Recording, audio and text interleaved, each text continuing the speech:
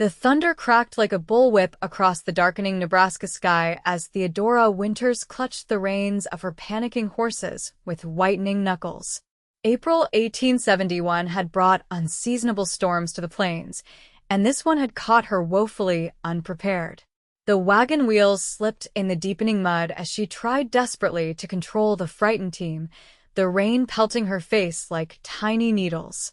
Whoa. "Steady now," she called, her voice lost in the howling wind that whipped her soaked dress against her trembling body.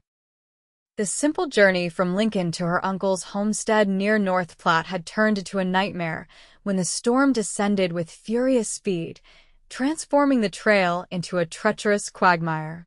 Theodora had been traveling alone since burying her father 3 weeks prior. At 22, she had no choice but to seek refuge with her only remaining family.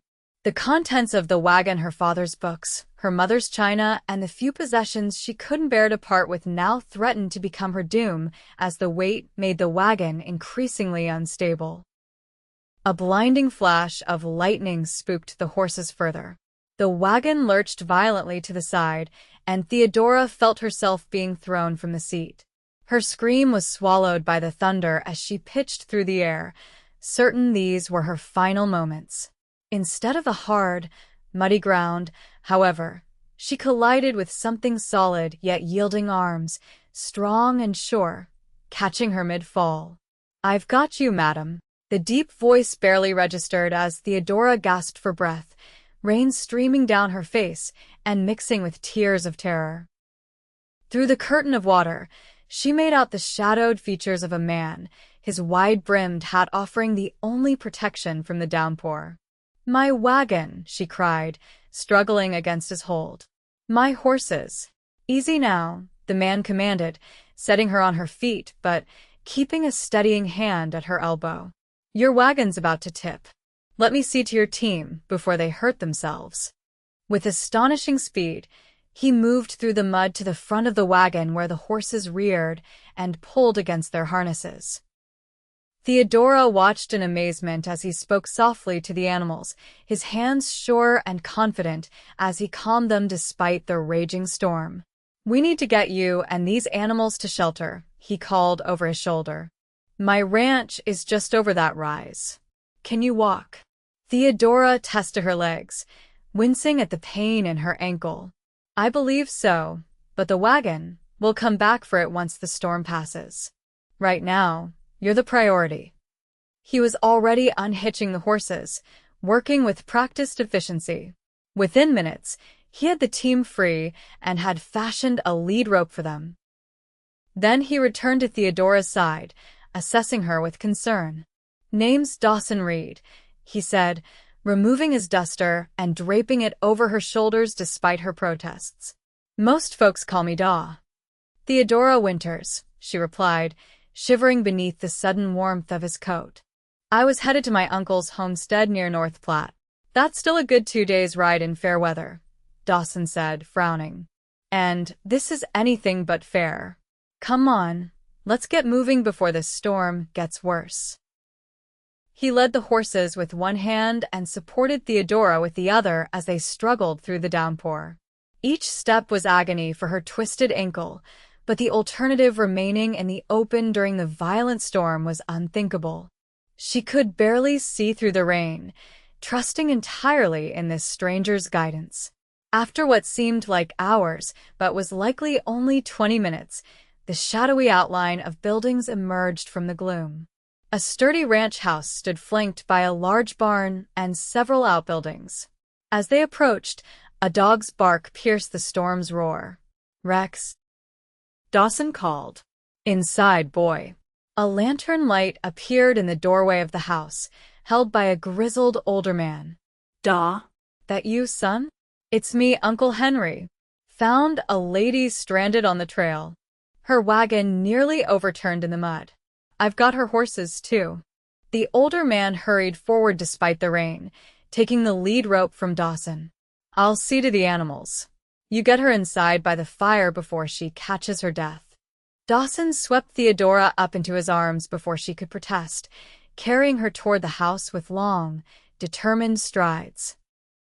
My Uncle Henry, he explained as they reached the porch.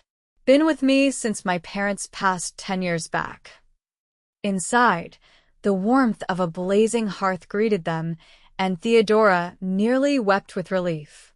The ranch house was simple but comfortable, with solid furniture and the unmistakable sense of a well-kept home. "Set her down here," came a woman's voice, and Theodora looked up to see a middle-aged woman with kind eyes gesturing toward a chair near the fire.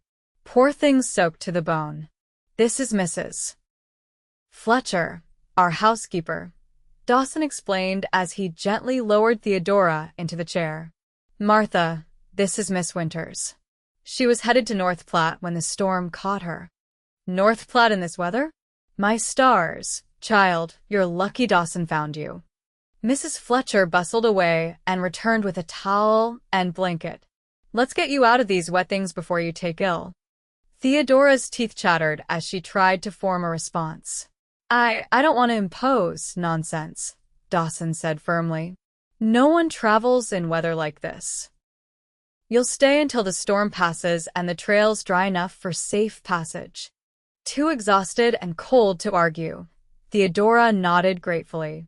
Mrs. Fletcher helped her to a small bedroom off the main living area, where she stripped off her sodden clothing and changed into a borrowed nightgown that smelled of lavender and soap. By the time she returned to the fire, wrapped in a thick quilt, Uncle Henry had come in from the barn. "Your horses are settled, miss," he reported, accepting a cup of coffee from Mrs. Fletcher. "Fine animals, though mighty spooked by the storm. They'll be right as rain by morning, though I can't say the same for the weather." "Thank you," Theodora said sincerely. "I don't know what would have happened if Mr. Reid hadn't found me." "Just Dawson, please," he corrected, bringing her a steaming cup of tea. She noticed he had changed as well, now wearing a dry flannel shirt that stretched across broad shoulders. His dark hair, still damp, curled slightly at his neck, and his eyes a deep blue like the sky after a storm regarded her with concern.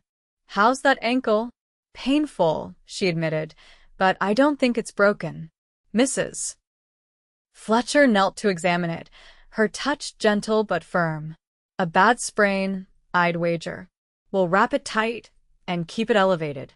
You won't be going anywhere for a few days, my dear." Theodora's heart sank. "But my uncle is expecting me. And my wagon, I'll ride out at first light to secure your wagon," Dawson assured her. "As for your uncle, you can write him a letter explaining the delay. When the mail rider comes through, he can deliver it." "That's very kind of you," Theodora said, feeling a strange mix of gratitude and unease at being so dependent on a stranger's charity. Yet there was something about Dawson Reid that inspired trust, a steadiness in his gaze, a certainty in his movements. As if reading her thoughts, he smiled slightly. "It's what neighbors do out here, Miss Winters. The West isn't forgiving to those who go it alone." That night, as the storm continued to rage outside, Theodora lay in the small but comfortable bed listening to the rain pound against the roof. Her ankle throbbed dully, but her mind was more occupied with the unexpected turn her journey had taken. She had left Lincoln with a clear plan: reach her uncle's homestead, help with his children since his wife had passed, and eventually find a teaching position in North Platte. Nowhere in that plan had she accounted for being rescued by a handsome rancher with kind eyes and strong hands. Sleep eventually claimed her, and when she woke, pale sunlight streamed through the window. The storm had passed, leaving behind a washed, clean world. Mrs. Fletcher helped her dress in a simple borrowed dress and wrapped her ankle tightly before assisting her to the kitchen table where breakfast awaited. "Dawson rode out at dawn to check on your wagon," Uncle Henry informed her as he poured coffee. "Said he'd bring back whatever could be salvaged." Theodora's chest tightened with worry. "I pray it's not too badly damaged. Everything I own is in that wagon." "Daw's resourceful," Mrs. Fletcher assured her, setting a plate of eggs and bacon before her. "If anyone can save your belongings, it's him." As they ate, Theodora learned more about her rescuer. Dawson Reid had inherited the ranch when his parents died of influenza a decade earlier. Just 20 at the time, he had worked tirelessly to build it into one of the most prosperous cattle operations in the region. Uncle Henry, his father's longtime friend, had stayed on to help, and Mrs. Fletcher had joined them 5 years ago after losing her husband. "He's a good man," Uncle Henry said with obvious pride. "Works harder than any 3 men I know and treats everyone fair. This part of Nebraska's lucky to have him." By midday, Theodora had written a letter to her uncle explaining her situation and was sitting on the porch, her injured foot propped up, when Dawson returned. Behind his horse, he led a mule pulling a travois laden with trunks and crates. "Your wagon didn't fare well," he called as he dismounted. "Axles snapped when it went over. But I managed to save most of your belongings." Relief flooded through her.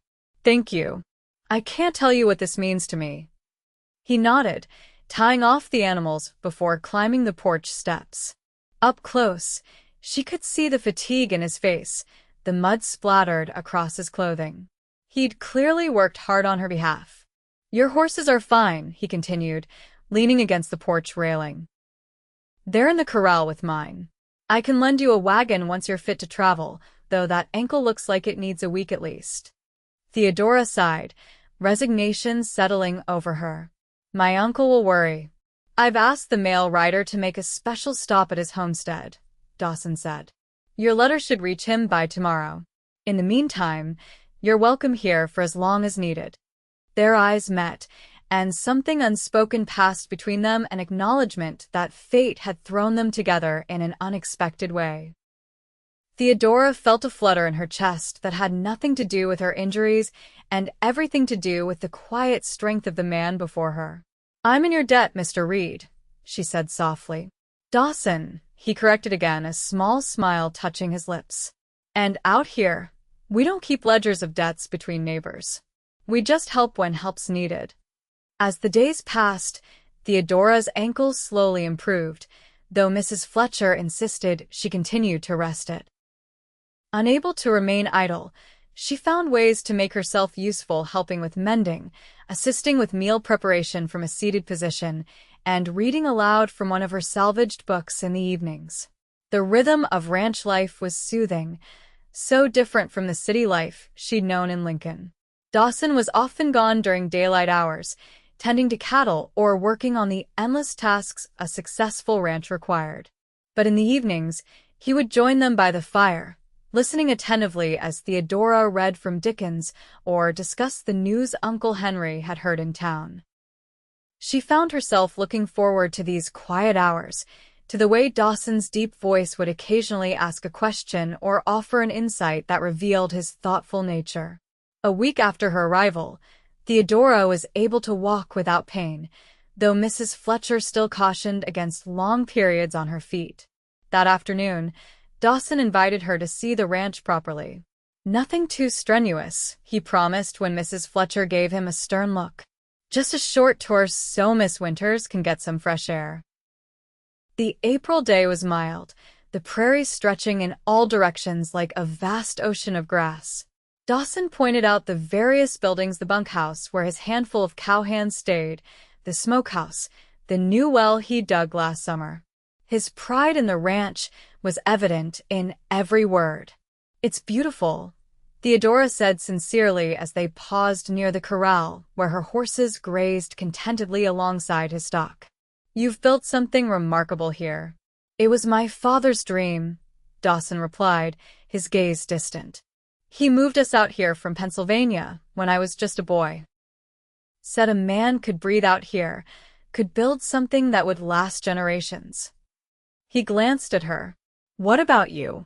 What brings a city lady out to North Platte alone?" Theodora watched a meadowlark land on a nearby fence post before answering. "My father was a lawyer in Lincoln. After he died, there was little left.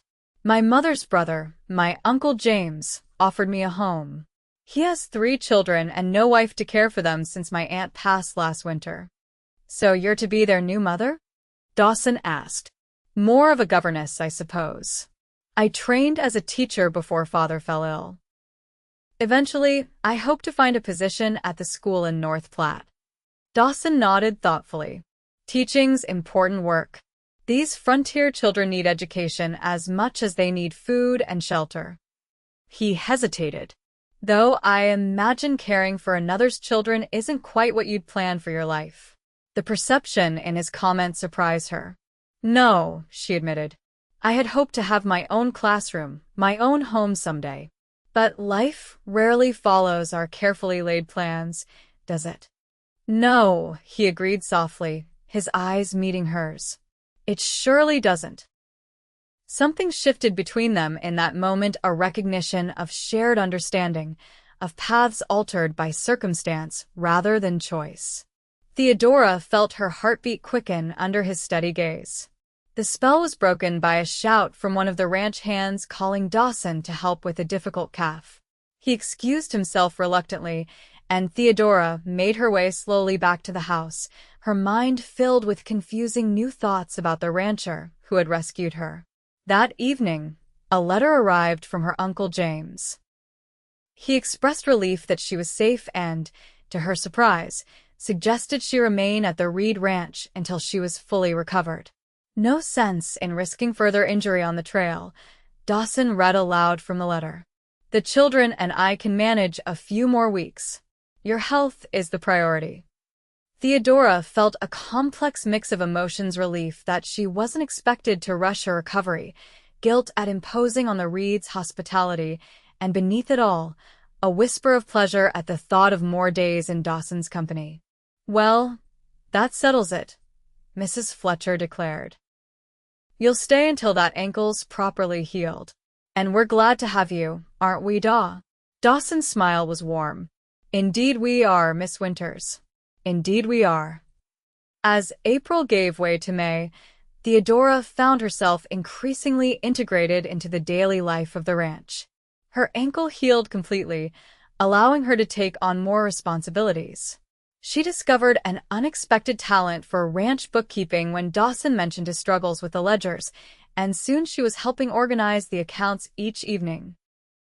You've got a gift for numbers, Dawson remarked one night as they sat at the kitchen table, papers spread between them. I can track a steer across 50 miles of prairie, but these columns of figures might as well be Greek to me. Theodora laughed, enjoying the easy camaraderie that had developed between them. I've always found mathematics soothing. Everything balances perfectly when done right, unlike life, which rarely balances at all. Dawson studied her face in the lamplight. You've faced more than your share of imbalance lately. Haven't we all? She countered softly. You lost your parents young, took on this entire ranch before most men have figured out their path. True enough, he acknowledged, though I never felt I had a choice. This land, these animals, they're my responsibility. That's what I admire about you, Theodora said, then blushed at her own boldness.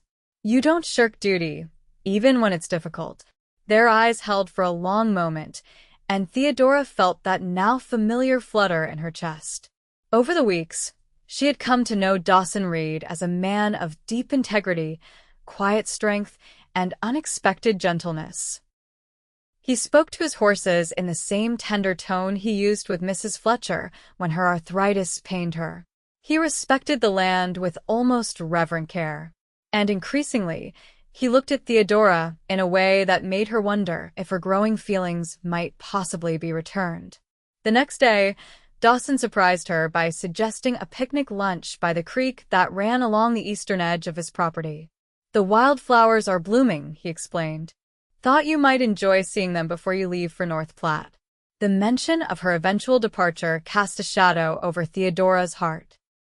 In the weeks she'd spent at the ranch, thoughts of leaving had receded further and further from her mind.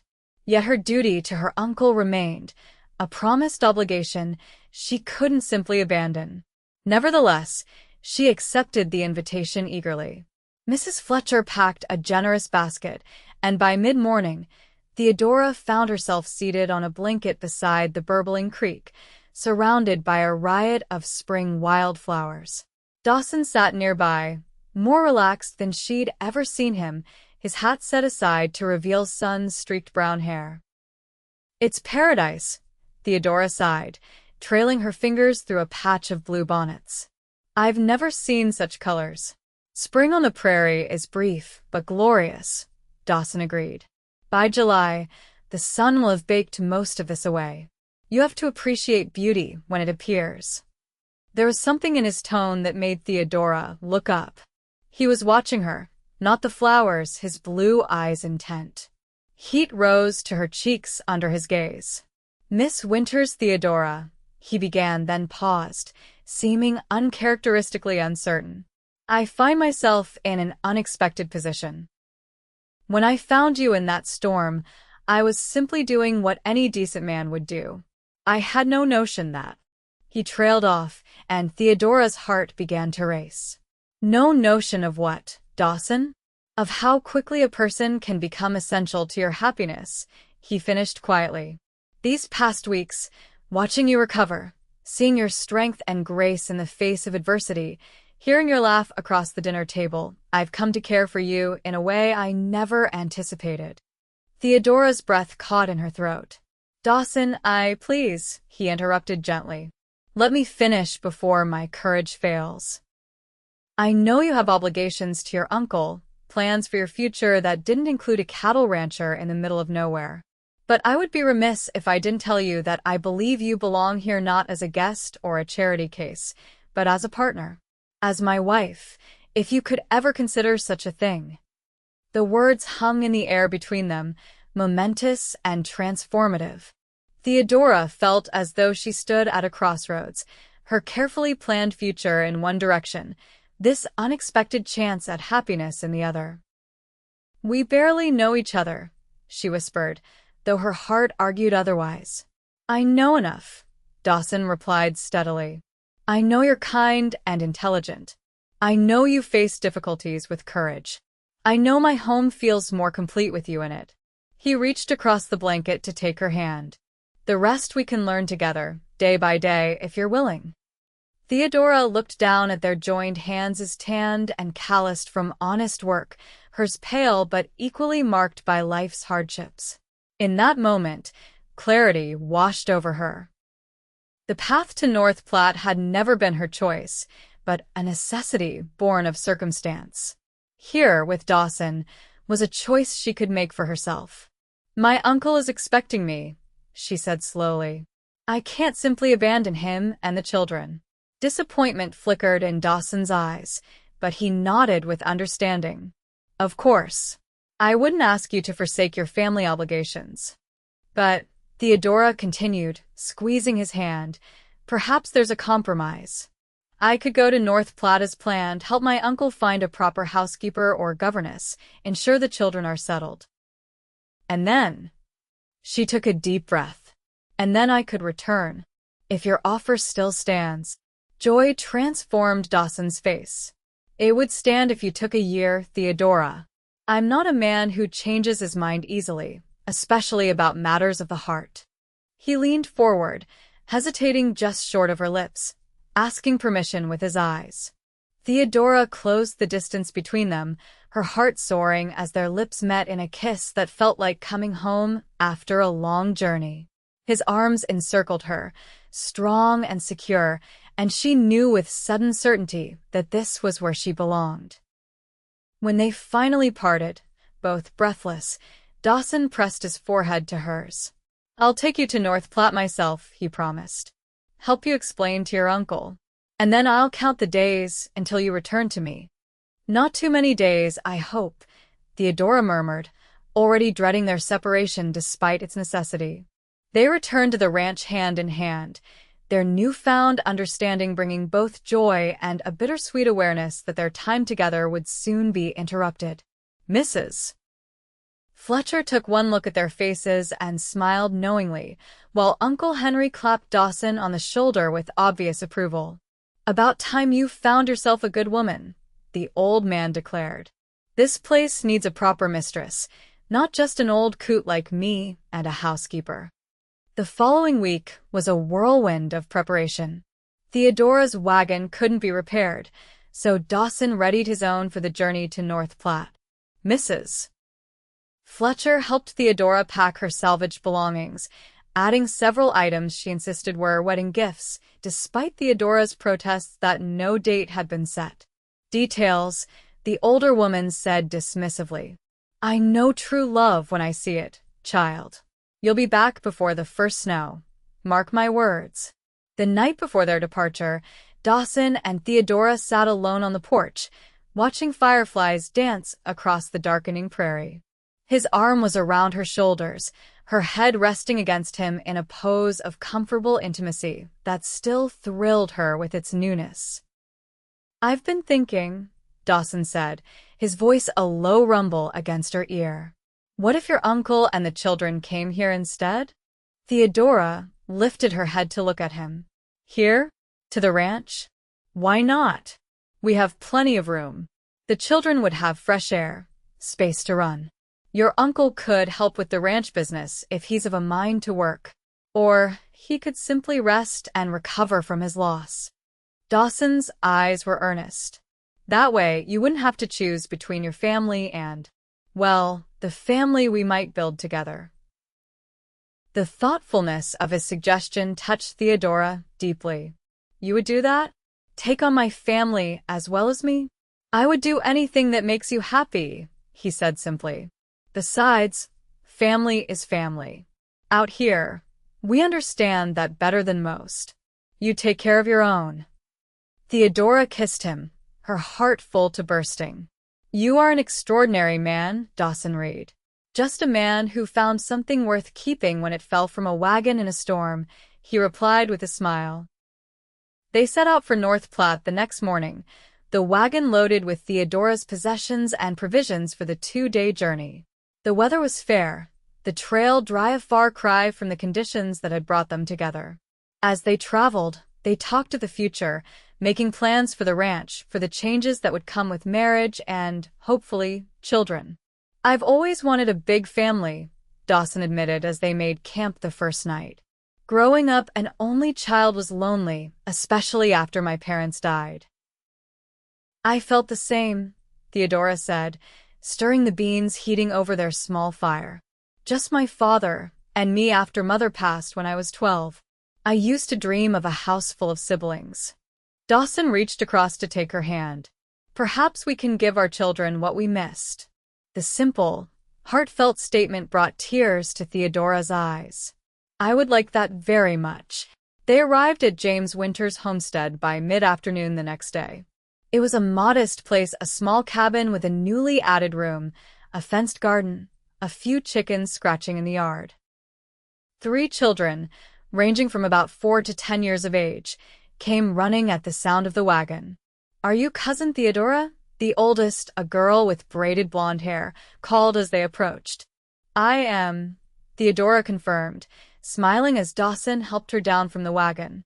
And you must be Mary. A tall, thin man emerged from the cabin, relief evident on his careworn face. Theodora, thank God. We were beginning to worry despite your letter. Uncle James. She greeted him with a warm embrace. I'm sorry for the delay. This is Mr. Dawson Reid, the man who rescued me during the storm. He's been kind enough to bring me here personally. James Winters shook Dawson's hand with genuine gratitude. We're in your debt, sir. Theodora is our only family now. No debt, Dawson assured him, the phrase familiar to Theodora by now. But I do have something important to discuss with you, if you have a moment.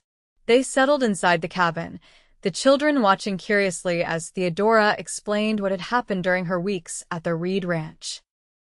James listened attentively, his expression shifting from concern to understanding as the nature of his niece's relationship with Dawson became clear. So you see, Uncle, Theodora concluded, Mr. Reid has asked me to become his wife. But I haven't forgotten my promise to help you and the children. Before James could respond, Dawson leaned forward. Mr. Winters, I have a proposition. Instead of Theodora staying here while you establish yourself, I'd like to invite you and the children to join us at my ranch. There's ample room, good schooling nearby, and plenty of opportunity for a man willing to work. James looked startled. That's a generous offer, Mr. Reid. But I wouldn't want to impose. It's no imposition, Dawson assured him. I could use the help, to be frank. Running cattle is a big operation, and the children would thrive with more family around them. Theodora watched her uncle consider the proposal, hope rising in her chest. She had prepared herself for months of separation from Dawson, for the difficult task of helping her uncle establish his household before returning to the man she loved. This solution seemed almost too perfect.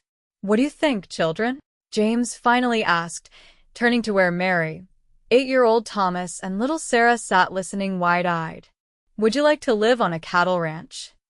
Do you have horses? Thomas asked Dawson eagerly. Several, Dawson confirmed with a smile. And I could teach you to ride, if your father permits. Are there other children nearby? Mary inquired, more practical. The neighboring ranch has twins about your age, Dawson told her. And the town school has nearly 30 pupils. Little Sarah, only 4, climbed into Theodora's lap. Will you tell us stories like Mama did? Theodora's heart melted as she hugged the child. Every night, if you wish. James watched the exchange, something like hope lighting his tired eyes for the first time. It seems I'm outvoted, he said with a small smile. If you're certain, Mr. Reid, we accept your offer. The relief and joy that flooded through Theodora was mirrored in Dawson's face. He reached for her hand, squeezing it gently. Then it settled. We'll help you pack up and return to the ranch together. And when will the wedding be? Mary asked innocently, causing the adults to laugh. Soon, Dawson promised, his eyes never leaving Theodora's face. Very soon. It took 3 days to pack the Winters family's belongings and prepare for the journey. James decided to sell most of his livestock to a neighbor, keeping only a few chickens and his mule. The cabin itself would remain, perhaps to be sold later when he was certain the move was permanent. They traveled more slowly on the return journey, mindful of the children's needs and the heavily loaded wagon. Theodora rode beside Dawson on the bench seat, with James and the children arranged comfortably among the belongings in the back. Despite the cramped quarters, spirits were high. Thomas peppered Dawson with questions about cattle and horses, while Mary kept a journal of their travels at Theodora's suggestion. When they finally crested the rise overlooking the Reid Ranch on the afternoon of the 3rd day, Theodora felt a swell of emotion. The collection of buildings, the grazing cattle, the smoke rising from the chimney, it already felt like home in a way no place had since her childhood. It's beautiful, James murmured, genuinely impressed. You've built something remarkable here, Reid. Thank you, Dawson replied, though it's about to become even better with more family to share it. Mrs. Fletcher and Uncle Henry were waiting on the porch, having spotted the wagon from afar. The housekeeper had prepared a welcome feast, and soon the house was filled with more laughter and conversation than its walls had heard in years.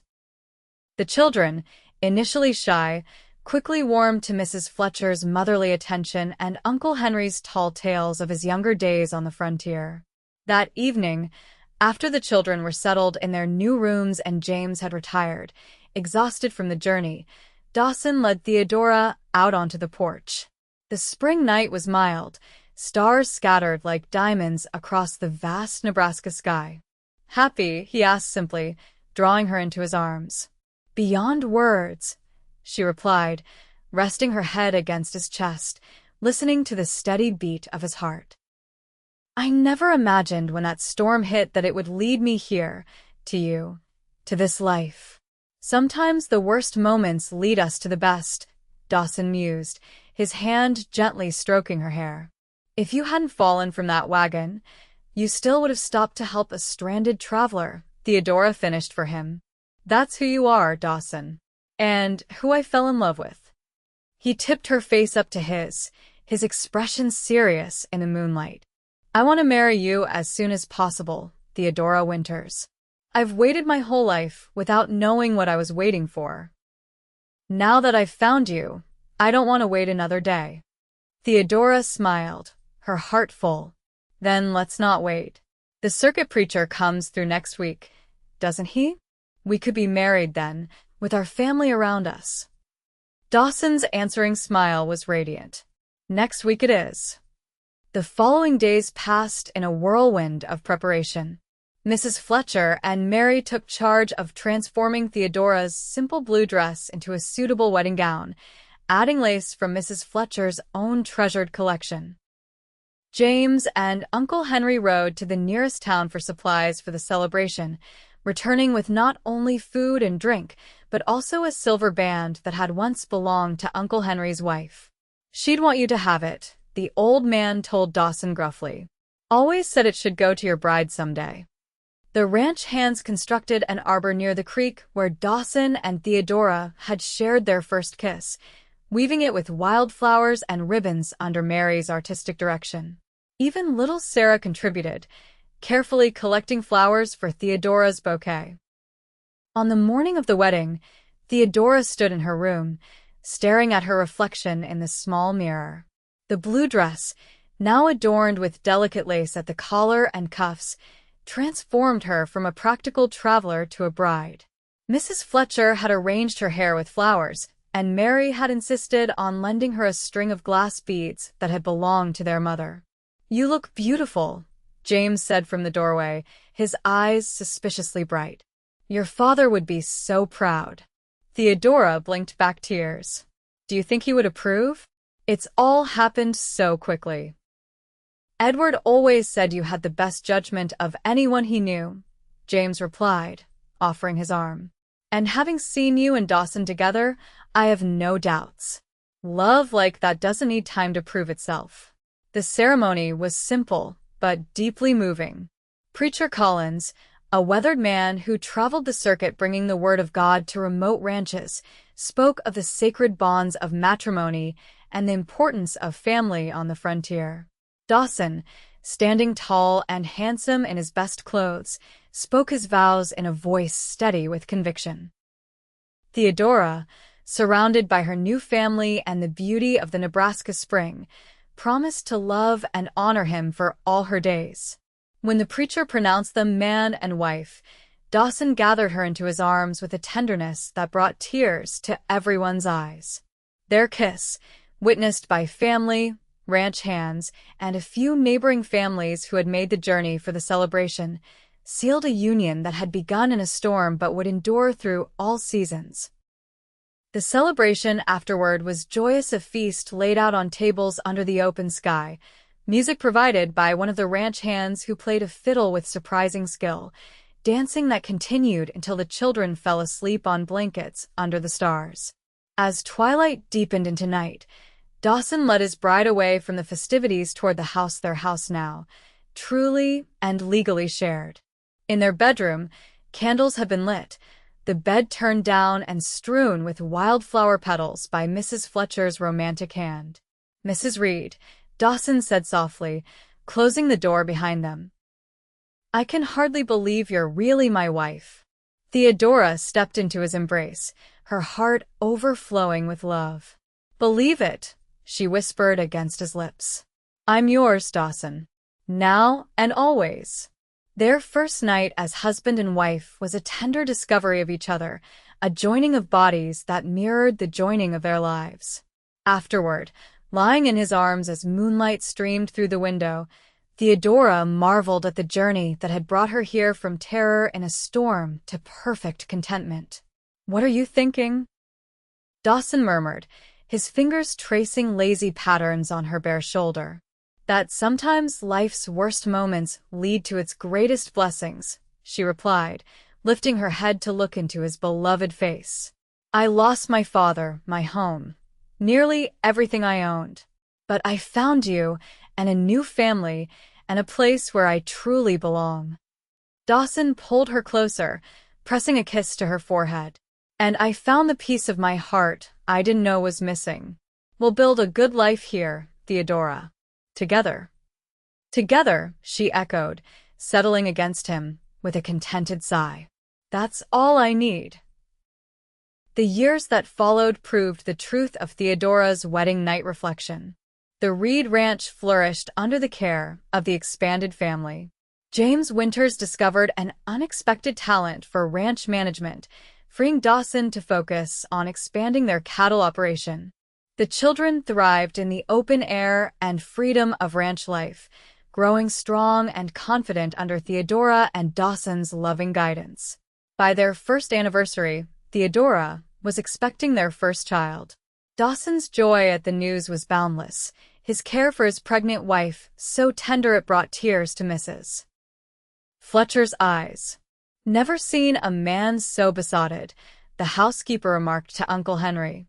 "Treats her like she's made of spun glass." Their daughter, Elizabeth, was born on a crisp October morning in 1872, with Mrs. Fletcher serving as midwife. Dawson paced the porch throughout Theodora's labor, his prayers mingling with the autumn wind until Uncle Henry threatened to tie him to a fence post if he didn't calm down. When at last he was allowed into the bedroom, the sight of Theodora cradling their tiny daughter reduced the strong rancher to tears. "She's perfect," he whispered, gently touching the downy dark hair that already hinted at his own coloring. "Just like her mother." Motherhood suited Theodora as naturally as teaching had. She established a small school in a converted outbuilding, instructing not only the Winters children and eventually Elizabeth, but also the children from neighboring ranches who traveled for her lessons. Her classroom became known throughout the region for its excellence, fulfilling her dream of teaching while allowing her to remain at the heart of her family. 2 years after Elizabeth's birth, Theodora gave birth to twin boys, William and John, who quickly became the terror and delight of the ranch with their boundless energy and mischievous natures. Dawson declared them natural cowboys before they could even walk, and, true to his prediction, they took to horses as soon as they were big enough to sit in a saddle. As the children grew, so did the ranch. Dawson's careful management and innovative breeding practices made the Reid cattle some of the most sought after in Nebraska.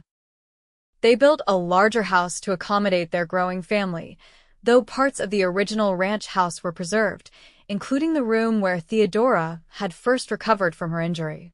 "It's where our story began," she explained when Dawson questioned keeping the old structure.